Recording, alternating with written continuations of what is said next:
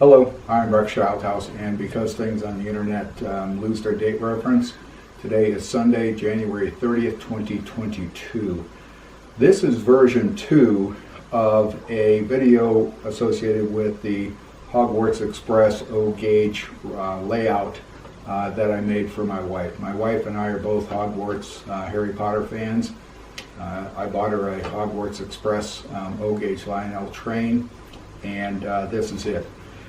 When I put this out originally and showed some people, I made the statement that it's up and running in less than 5 minutes. A few people told me that's impossible. A few people told me prove it. I'm a naval aviator. The extremely hard takes me a couple seconds. The impossible takes me a couple seconds longer. So what I'm going to do is I am going to show you that I can move this board, put it up and running in less than 5 minutes. It really does roll. It is heavy. It's heavy because it's got a lot of train stuff in it, and it's got a lot of drawers. So it does roll, and it does go up, and had to pause to get my equipment, my timer. So it's off and running, and we're into it with 2 seconds. What we do is we pick up the wings, and underneath the wings are the legs, and the legs sometimes stick up with their magnets, sometimes they fall down by themselves. And we put them out and we lock them in place, and if you're close you can hear a click.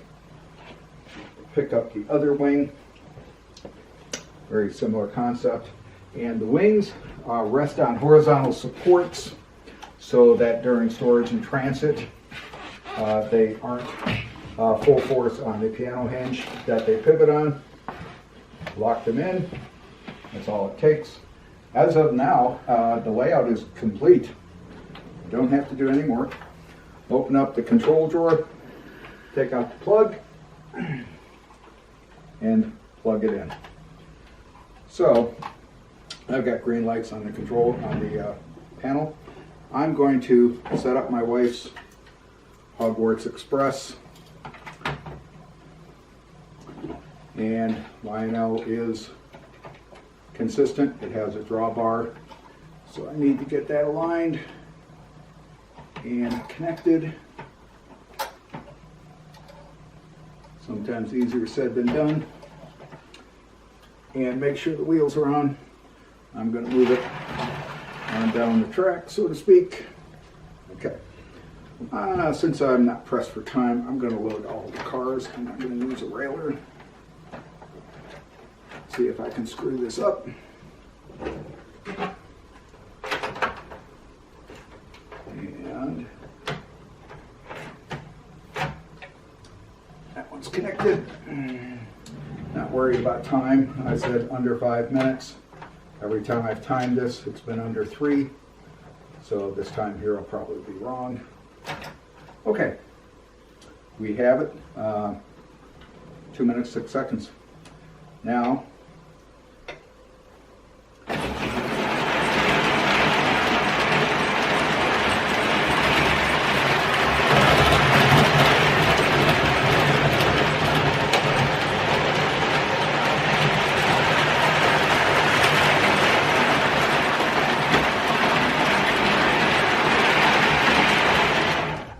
as of right now, 2 minutes and 34 seconds. So I beat the 5 minutes without a problem. I'm going to run it around and operate the switches.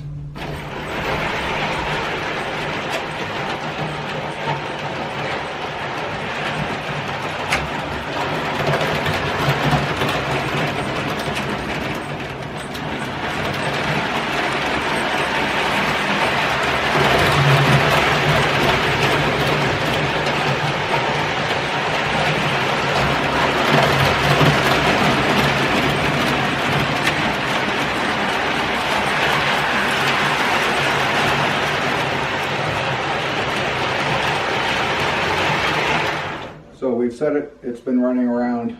All the switches are remote control, everything's hardwired, there's no additional wiring to put in. And at this point we have 3 minutes and 28 seconds since I started the kitchen timer. It's up and running, it operates really well. At this point I'm going to pause the video because I'm going to change it to a very special engine. This guy here is a Lionel F7, EMD F7 electromotive division.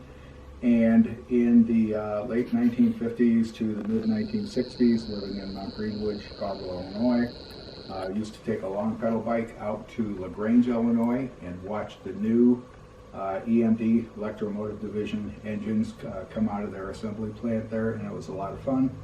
And that's one of the reasons why this GP7 low nose is very dear to me. We used to watch these come out, or engines very similar to it. It was a lot of fun.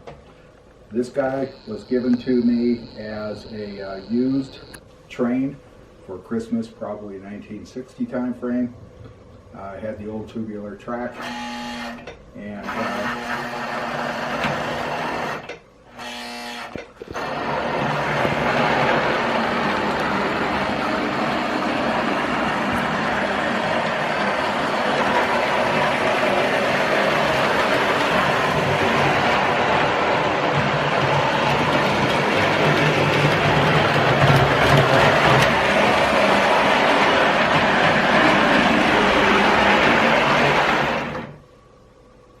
one of the trains I love. I'm going to show you some details on this as still photos, and I'll put the audio with them as I put it into production. Let's continue. When the wings come down, they rest on this horizontal support to keep the weight off the piano hinge that they pivot on at the top. I'm concerned about preventing damage during transit, during storage. This is a close-up of the board folded, a little bit dusty. It stores, unfortunately, about 6 feet from our kitchen range in my den, but this gives you an idea of how the joints, how the fast track had to be cut away or adjusted to get them to fold. And this includes some photos of how close these mesh. And if you notice, I've got extra screws in both sides to maintain alignment. It goes together really, really well. I was pretty happy with it. This is my control panel. The switches are all hard mounted in relationship to where they are on the board. They're all set up so that they properly throw along the ways. One of the things that I'm going to close him up, and let me shut the transformer down. This is how I store my cars. I have slots on them in there so that they don't roll forward and back very much. They do roll left to right pretty easily, and what I can do is I can put strips of styrofoam in there to keep them from bashing against the drawers, but we generally don't move it a whole lot. One of the questions that came up is, what about the switch lamp covers? And to show you in better detail what I have there, what I did was I took thread, and I'll probably paint this thread gray in the future to cover them up, and put a noose around the top of the lamp, ran it around the extension of the switch turnout control, and then glued it all in place so that if the lamp cover does come off, it just stays right there, doesn't go anywhere, and it can be easily put back on as long as you find the right section to put it back on. And as I said, you need to find the right section. So they are obviously directionally sensitive. There we go. So when the wings go down, if the lamps come off, they don't get lost. They don't fall in the rug. They don't disappear. Everything on the board is hardwired from underneath, and I'll show you a photo of that. This is the cable coming out of one side of the control drawer. I've got cables going both sides and cables coming off the end as well, so that the network underneath is almost a continuous loop. Almost. I have a break in it at the far end so it doesn't feed back into itself. And as you come over to the other side of the board, they're all anchored into the board with cup hooks, eye hooks, whatever you want to call them. so they don't hang down. They stay pretty well set, and this includes track power and switch controls as well. As I said, I absolutely love trains.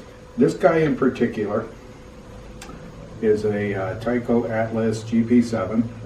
It was purchased for me for a Christmas present, probably 1960, in a building that was between Michigan Avenue and Cottage Grove on 111th Street in Chicago, Illinois, also known as the Pullman Car Works. So kind of cool. My love for trains goes back to literally my very earliest memories. I prefer to operate trains over build scenery, but the summer of 2021, during the pandemic, my wife and I spent most of the summer scratch building scenery for this particular layout, and here's some of the photos. We built a Hogwarts castle with a couple of towers on it, and these are minus the cone tower, the cones on top of the towers at the moment. The second photo should have those. We built a bunch of houses. Some of them are, as I said, they're scratch built. They aren't particular to scale. They aren't specific. We just kind of put them up on the board when we want to, and there's a couple of kits in there. Yeah, we just had fun building some of the scenery. My now 6-year-old granddaughter also loves trains. We've been members of the Southern California Railway Museum, also known as the Orange Empire Railway Museum in Paris, for several years. My granddaughter loves it. So we were up there, and she looked at me and said, "Grandpa, can you make me a train?" This is the result. And there's my favorite GP7, and it's the prototype for what is named the Kiji, our dog, and the road name for this is the CJ and B. It's the road of the three sisters, my three daughters, and here's a ruler to scale it. Now you have to have a steam engine. The steam engine is the Lily Bean. It's named after my granddaughter, and it has a drawbar for the tender, and then the cars are all roughly modeled after the Disneyland Railroad, because we were annual pass holders of the Disneyland Railroad, and you can pull this train up and down the track. They're all coupled. They work nice, and there is detailing in the cab. And there's another video of my granddaughter playing with these. The locomotive is properly timed. It's a right-handed engine, so kind of fun. Made this down in my workshop, and the track is about 13 feet long. Stores in the hallway, up and out of the way. It does get dusty. Kind of fun. Here's our wood steam train, no particular gauge, sitting in a storage point. It's in a it's above the doors in a hallway, and the steam engine is the Lily Bean, named after our granddaughter, who is affectionately referred to as Princess Lily Bean of Candyland. The three passenger cars are named after my daughters, Cindy, Jenny, and Becky. And the caboose is named after my wife, Joyce.